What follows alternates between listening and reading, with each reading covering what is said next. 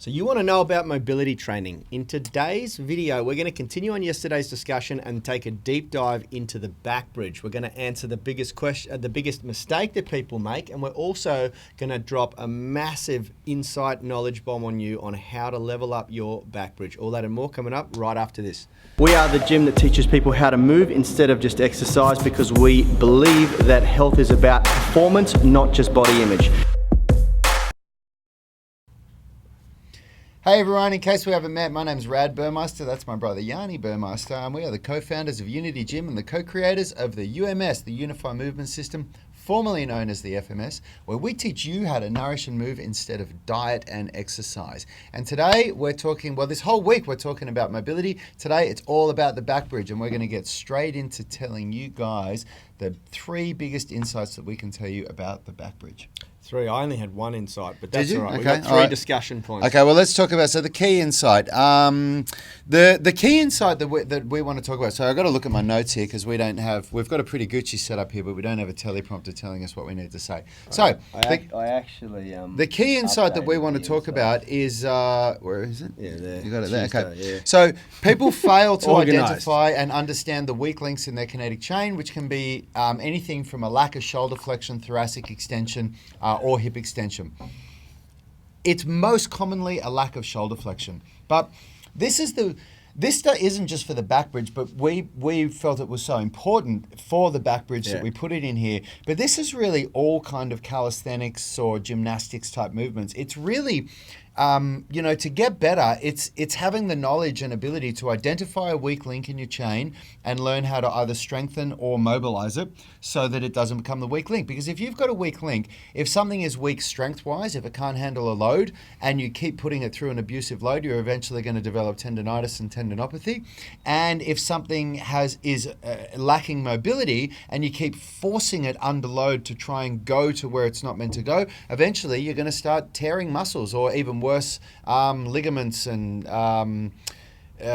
tendons and God knows what else. You can cause a lot of damage to your body. I'm just looking up an email that I got from someone overseas. I want to make sure that this is the same. Or you keep reading while I'm talking. Yeah. One of our loyal subscribers, international, I believe, Adrian, has sent me an email privately.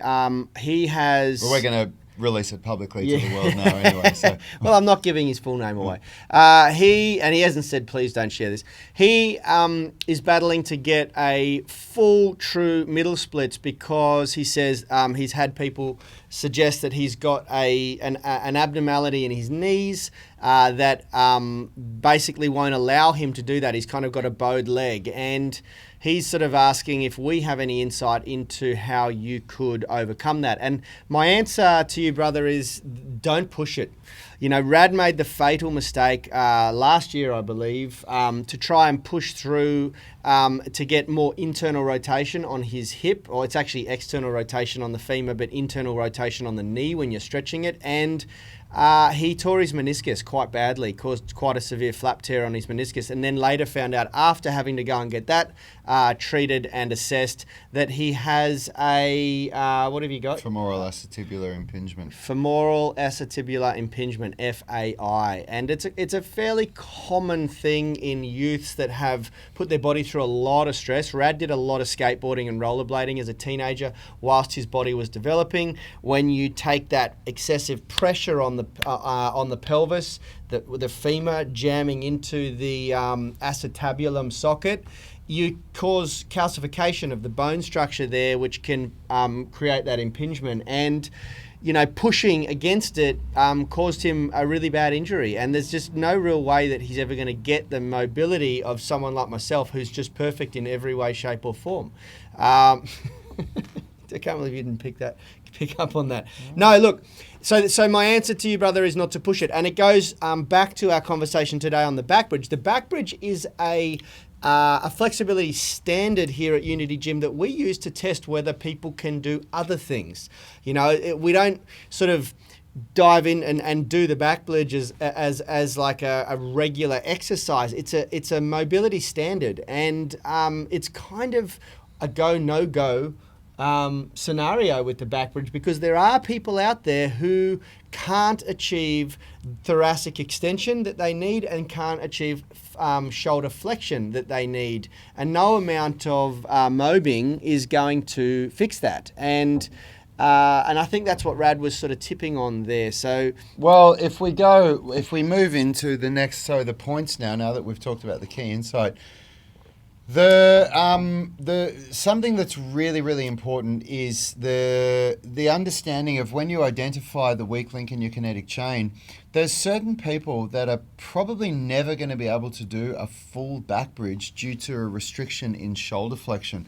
It's unfortunate, but it's something that you have to accept with your body's limitations. Like when I did this, I learned so much about doing this meniscus tear to my body. I learned so much about my body because before I did it, I really believed that I could do anything as long as I just worked hard enough at it. And this tear made me realize that there are certain things that certain bodies will just never do, and you just have to accept that. It's this saying, there's no use crying over spilt milk. It's such a waste of time. You just recognize where your body's at, you recognize what your body's capable of, and you work within your strengths, but you don't neglect your weaknesses. That's what I believe. Now, there is a caveat to this argument, and last time we said this, we got slammed by a couple of our followers for making people feel useless and that like there's no point in trying. There's always room for improvement. Always. And if you're not progressing, as you age, you're regressing. So this does not, like, full disclaimer, this does not mean that you should not try and level up if you have some sort of unique structural imbalance in your body. It's not just that. It's not just about being able to improve flexibility. So I was always concerned about being able to improve my active range of motion in my internal hip rotation. I mean, I wanted to improve it in all areas of my hip, and that was one of them. But pushing it caused a really bad injury for me. But that doesn't mean that I don't do internal hip rotation training anymore, because I don't want to lose what I've got. Yeah. And I also want what I've got to be strong and to be usable. I don't want it to become weaker. And it's like Yanni said, if you're not moving forward, you're moving backwards. And there's the other great saying, use it or lose it. If you don't use it, you will lose it. So you shouldn't be hearing this and thinking, oh, well, then this is rubbish. That's a real loser attitude. And I'm not saying loser like, as in, you loser, like a schoolyard thing. I'm talking about being a winner versus being a loser. A winner is someone who looks for the answers, who's always going, okay, well, there's a block. I can't get past that. Let's try going this way. A loser is someone that hits a block and goes, I'm going back that way. Yeah, it's about taking an empowering stance and not taking a weak stance on life. Now, you will find that you have limitations, and everybody does. Everybody's different, unless you're Richard, because Richard literally is the perfect specimen of a human. But you have to work with them, you have to work with them. Richard's 9 feet tall, and every once in a while he has to duck to get through a door, But if you bring this back to the back bridge, because I'm trying to really, the one thing we keep getting told by our audience is not to talk too much, so we'll try and stay on topic. For the back bridge, if you find that you have really restricted shoulder flexion, then you want to, which is bringing your arms up above your head like this, then and there's really easy assessments that you can do. The easiest assessment is if you put your back flat against the wall and keeping your entire back, so your lower back flat on the wall. If you can't lift your arms up and touch your hands and with your elbows straight and hands externally rotated like that against the wall, then you have a restriction in your shoulder flexion. And that's like minimum standard of shoulder flexion to be able to do things like handstands and high back bridges. And what you should be working on instead is working on the low bridge, because the low bridge, which is something that we also cover in our mobility masterclass, is a progression to get to the high bridge. The low bridge, it puts very little strain on the shoulder joint. And if you do what I did, if you say, oh, stuff it, I'm going to just work hard and hopefully one day I'll get the back bridge, keep pushing it, you will do a life-changing injury. And it'll be something that completely stops you in your tracks and causes you to have to really, reconsider what you've done. Yeah, that's exactly right. I mean, Rad hasn't been able to squat heavy for like a year, you know. Yeah, I mean, they're just starting to get back to it. And I'm okay with it. I've had injuries before. I'm 41 now, so I'm wise enough to learn from my mistakes and just to keep moving forward. But nonetheless, it's stifled my progress badly. Just go to gimbal cam if you don't mind, Rad, and you jump up, Richie, and you jump up, Rad. I'm going to demonstrate an example of how to test, because there are a variety of different things that can occur in the body that will prevent shoulder flexion. It's not just tight pecs and anterior deltoid and rotator cuff muscles. The thoracic spine can also affect it. So just jump up and stand here. Have you got me here, Rich? Probably better against the white than the problem is we don't have a mic on, so you're going to need to That's talk all right. about this. Yep. You guys can still hear me, I'm sure. I'm talking towards the mic. So what I'm going to do is get Rad to stand here with his arms down beside him, and I want to hold one hand on his belly so I can feel that he's not going into hyperextension or anything like that. And the other hand, I'm going to just feel for his vertebra in his thoracic spine here. And really all you want to do is put you want the fingers with the most amount of sense, like feeling, sensory, and the most sensitive fingers. So you use your middle finger, find a vertebra at about the middle of his thoracic spine, and then you go about 2 or 3 vertebrae up with your index finger. And now when he goes up with his hands into shoulder flexion, I want to feel that these 2 fingers are closing in on each other, that they're actually, the gap is getting closer. Now go back down, and I can literally feel the vertebra moving there. Then I can shift down a couple lower, and I can feel down here again, and I want to feel movement in the vertebra, in the facet joints. And the facet joints, because as the vertebra flexes and extends, the facet joints come closer together and further apart. You want like a good, 10 or 15 mil movement in the facet joints. And if you don't get that, then it's a thoracic spine issue, and it's probably not just a shoulder issue. And then you need to do all those really good spinal mobbing drills that we teach you how to do in our flexibility blueprint and our 18-minute stretch routine, and even in a ton of the videos that we've done before. I do apologise about us being in dark shirts and the studio being a little bit dark there, but it worked all right. You could see what I was doing. It almost looks like those puppets where you have all the lights off and just the hands moving around. Anyway, you get my point. So you can get a buddy to test that on you, and you test it on them, and you can ascertain whether you've got a locked up or a restricted thoracic spine. A lot of the movement, guys, occurs in the thoracic spine, and if you have been, hunched over a desk or in a sedentary job, the chances are that it's going to be pretty crap, and that's going to be a big area of improvement for you. And you want to look for those gold nugget potential areas that can give you massive upside. If you've never done thoracic mobbing on a foam roller or a set of back balls or something like that before, there's always a whole lot that you can unlock there, Yeah. And we do that heaps in our gym, and we teach that a lot. And I don't go anywhere without my back balls now, because it just feels so good to release that tension, Yeah. And even people that are a lot more flexible than the average person like we are, we still do this stuff all the time, because we feel what happens if we don't do it for a couple of days. So you've got to think, when you're wanting to do something like the middle splits or the pancake or the front splits or the back bridge, you're talking about wanting to be able to do one of the highest level flexibility and mobility movements. Yeah. That's what you're aiming for. And if you're aiming for the highest level and you're here, you've got to be smart about that and think, well, it's not going to be one step. It's not going to be, okay, what I'm going to do is I'm just going to try that move. I can't do it. I'm going to try it and see what happens. And then bang away at it on a daily basis. It's got to be, okay, I want to be able to do that, so let's do the steps, let's do the training that's going to mobilize those weak links in my body and allow me to get there. And there's a lot of really good stuff to do with that. So let's talk about that next. We have a few progressions, and we're going to release a video where we go out on the gym floor and show you this. Unfortunately, both Rad and I have knocked up our shoulders recently, and I was just waiting for mine to settle down before I demonstrate the Backbridge, because I wanted to get an MRI and check out what was going on in there. In case any of you are concerned, I missed a rack when I was doing a heavy overhead press, seated and racking behind my head. The rack fell down and I had a lot of weight fall on my shoulders. So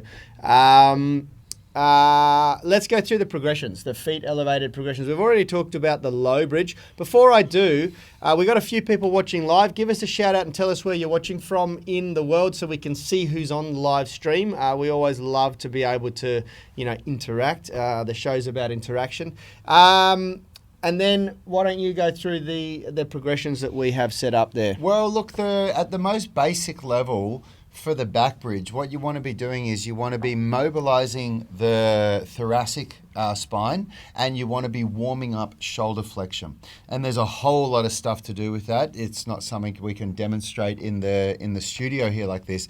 But once you've done that and you actually move into your Backbridge training, so the way that we do our courses in the Mobility Masterclass, whatever the skill is that we're doing, we do a whole bunch of warm-up movements that aren't the actual skill, and then at the very end of the mobility workout or the flexibility session, we do the skill, the pancake, the middle splits, the front splits, or whatever it is. So your body is truly ready for it. Now, once you go to the Backbridge in your workout, you want to start with your feet elevated, and the reason why you do this is because it puts less pressure into the shoulders. It allows you to get to a nice position without having as much strain in the shoulders and as much pressure in the shoulders, and you can just play around with it and rock back and forward and get into it. And then as you bring your legs down, of course, if this is your hands and these are your feet, the lower your legs down, the more requirement there is in the shoulders to go back into flexion to be able to hold you in that position. Yeah. So that's the way that you want to be progressing your Backbridge. And for a lot of people, it's like when people talk about powerlifting and how much can people do 1RMs, but when you speak to the best powerlifters, most of the good ones, and I'm getting this from one of the best powerlifters the best in Australia, one of the best in the world, Sebastian Oreb, Australian strength coach, they don't do 1RM training. They save that for in the competition. The training they do is to get them ready to be able to do that. So you got to think of your flexibility training being a similar thing. You don't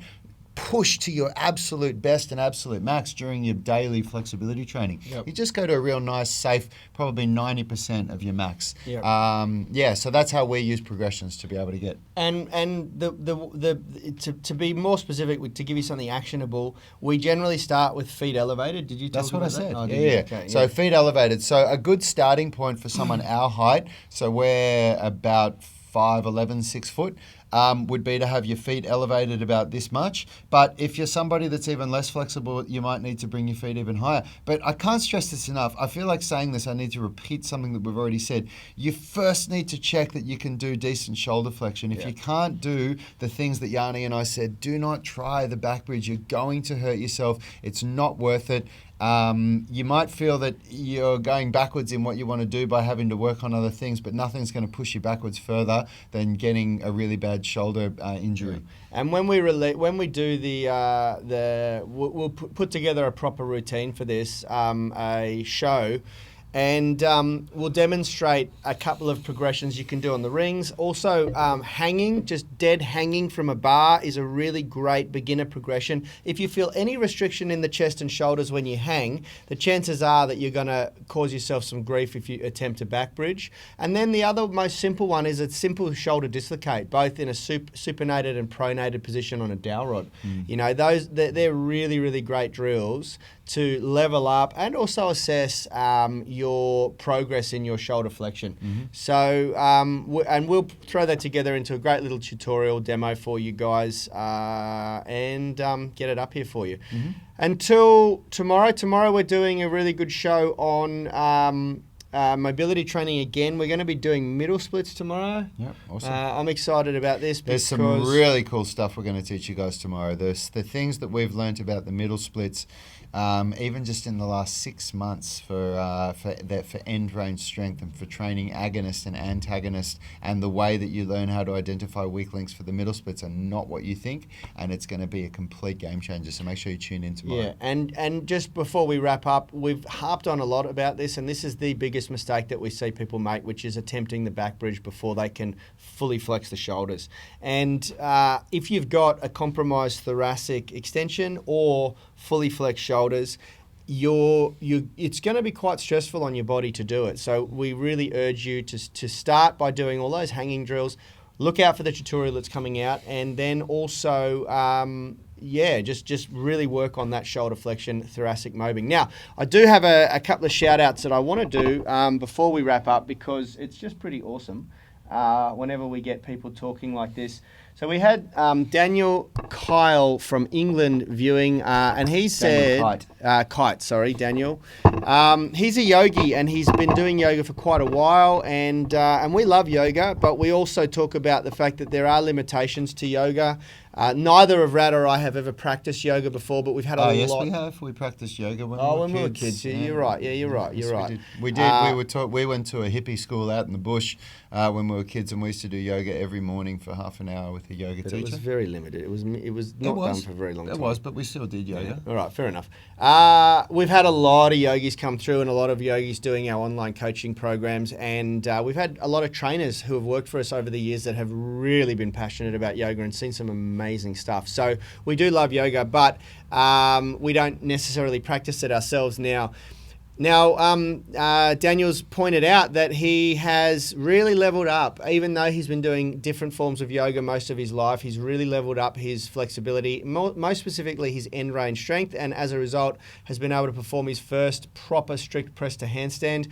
Congratulations, mate. That is freaking awesome, and thank you so much for letting us know and sharing your experience and journey. We love to hear that sort of stuff, guys, so please throw all the comments you've ever got time for on these videos. If you find that something that we teach has helped you, we want to know about it. We want to hear about it. Yep. And like and share our videos, please. It means the world to us. Yeah. And I've got one shout out to do. The dude that gave me a lift this morning in the taxi because our train was delayed and I wasn't going to be able to get to the gym on time, and you gave me a lift when you were on the way to the airport. Thank you. I don't know your name, but if you're watching, thanks for getting me to work on time. Community. Yeah, that's it. Unreal, guys. Keep the questions coming in. We love them, and we're going to keep on the mobility train this week because we got some cool stuff to share. Until tomorrow, look out for the tutorial video coming out later on today. Health is about performance, not just body image. You better be willing to accept what you're going to have to do to get there. We'll start focusing on movement goals, strength goals, flexibility goals. When you nail that skill, it's there forever. The body image goal doesn't get you that far. It's the consistency and frequency that's going to get you there. It's not the intensity.